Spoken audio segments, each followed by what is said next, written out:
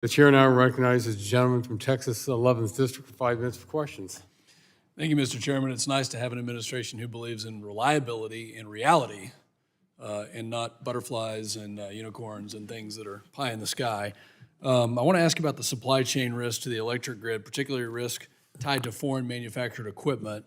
Recent reporting has indicated that certain Chinese manufactured solar and battery inverters deployed to the U.S. grid contained undisclosed communication devices that could potentially allow remote area access or disruption of grid operations. And in response to those concerns, I led a letter with my colleague, Mr. Balderson, to the Department of Commerce, urging action to protect the grid from high-risk foreign technologies. Mr. Chairman, with the unanimous consent, I'd like to enter this letter for the record.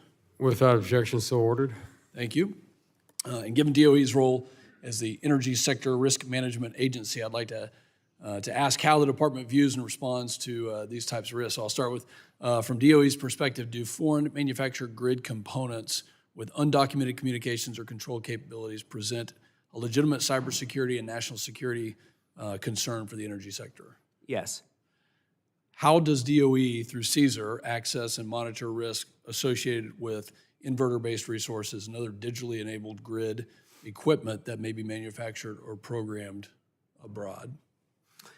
Yeah, that's a great question. I share your concern. I think it's a very important issue. I mean, as I've mentioned, country of origin matters, but I think what matters even more is our ability to test critical supply chain components, especially as more of these IBR resources are growing and being added to the energy system every day. And so I think there's only so much we can talk about specific vulnerabilities in this setting, in a non-classified setting, but I think suffice to say that CSER has a robust supply chain testing program that's called Citrix, where we can procure grid components. We have looked at some of the technologies that you're focused on. We can get them in front of experts at the DOE national labs, tear them apart, find the cyber risks, find unknown or known issues with them, figure out how to mitigate it, and then figure out how to get that information back out to the private sector. I think we need to be doing a lot more of that work as we look to build out more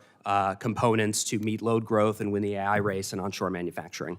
Well, that's a perfect segue into my next question. So when a potential vulnerability is identified in widely deployed equipment, how does DOE coordinate with the various agencies, including DHS and Commerce, and anyone else, in order to share that information, those vulnerabilities, and what you know in the appropriate setting with the private sector and with the utilities?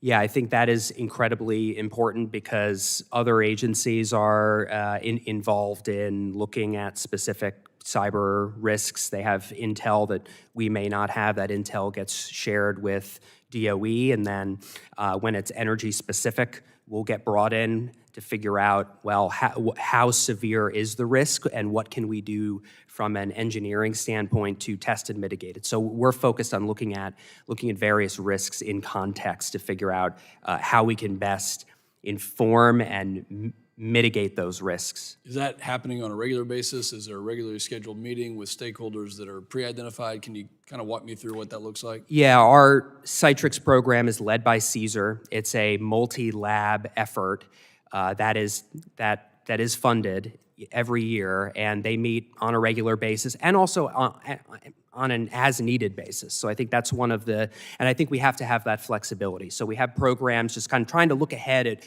what the threat landscape is saying so we can figure out, well, what kinds of grid components should we be procuring for testing? But then we also are able to respond rapidly. If we get specific real-time threat information about an active situation, we're able to go to cleared industry partners. We're able to find specific components and do some rapid testing on them. So I think having that flexibility is important. Would the legislation under consideration today help the Department of Energy improve coordination, information sharing, and response to emerging threats that cut across cybersecurity, supply chains, grid operations, et cetera? Yes, I think it would. Are there any needed changes to that, or is it in the form that we're looking at, refined to meet the challenge and meet the vulnerabilities? I think we certainly, I think that on a conceptual basis, I think it makes sense. I know we're providing specific TA, and we're happy to follow up with you about it.